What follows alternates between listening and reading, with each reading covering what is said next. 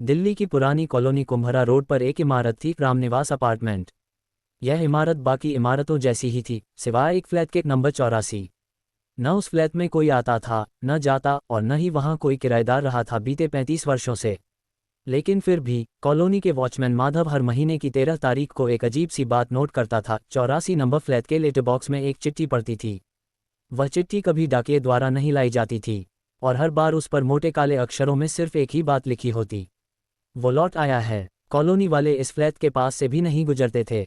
कोई भी बच्चा गलती से अगर वहां रुक भी जाए तो उसे तेज बुखार, डरावने सपने और नींद में चीखें आने लगती थीं। पहचान से भरी जिज्ञासा। विभा शर्मा पत्रकारिता की छात्रा थी और ऐसे रहस्यों की खोज में रहती थी जो सबको चौंका दें। जब उसने कुम्भरा रोड के इस फ्लैट की कहानी सुनी तो उसे एक परफेक्ट डॉक्यूमेंट्री का टॉपिक मिल गया। उसने माधव से मुलाकात की और सारी बातें दर्ज कीं। फिर तय किया वो खुद 13 तारीख को जाकर चिट्ठी का इंतजार करेगी। 13 तारीख, फ्लैट के सामने। दोपहर के करीब 1 बजे तेज धूप में विभा फ्लैट नंबर 84 के सामने खड़ी थी।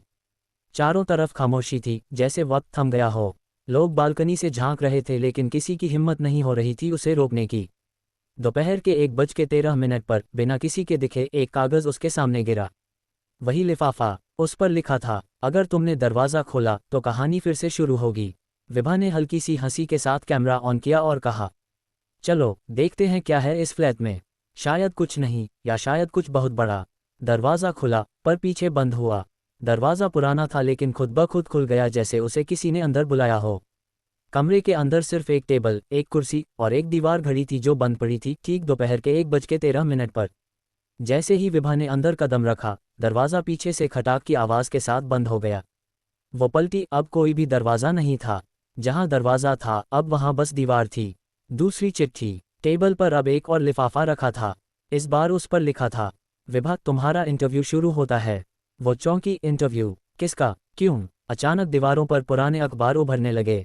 हर अखबार की हेडलाइन किसी न किसी अजीब मौत की खबर थी। पत्रकार की मौत, बंद कमरे में, कैमरा रिकॉर्डिंग के दौरान फट गया। 13 तारीख की चिट्ठी ने ली जान। 84 नंबर फ्लैट, दिल्ली पुलिस की जांच बंद। विभा घबराई, मगर तभी सामने कुर्सी पर कोई बैठ गया। वो इंसान नहीं था, उसका चेहरा अखबारों से बना हुआ था, जिन पर विभा जैसे लोगों की मौत की खबरें छपी थीं। आंखों की जगह काले गड्ढे और आवाज़ इतनी गहरी जैसे कोई गुफा में बोल रहा हो। वो बोला, तुम सच्चाई जानने आई थी ना? अब खुद सच बन चुकी हो।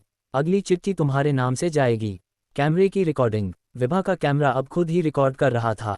उसके चारों ओर काले धुएं जैसी परछाइयां घूम रही थीं। हर परछाई एक इंसान की थी, किसी की गर्दन उल्टी, किसी की आंखें निकली हुई, किसी के होंठ सिले हुए। वे सब धीरे धीरे उसके पास आने लगे। विभा चिल्लाई, दरवाज़ा खोजा, मगर हर दीवार एक जैसी हो गई थी, सफ़ेद, चिकनी और खून से लथपथ उंगलियों के निशान। अब क्या होता है? आज भी हर 13 तारीख को फ्लैट नंबर 84 के लेटर बॉक्स में एक चिट्ठी आती है। अब उस पर लिखा होता है, विभा अब अंदर है, अगला कौन? और कहते हैं, अगर किसी ने अगली चिट्ठी खोल ली तो उसका इंटरव्यू भी शुरू हो जाएगा।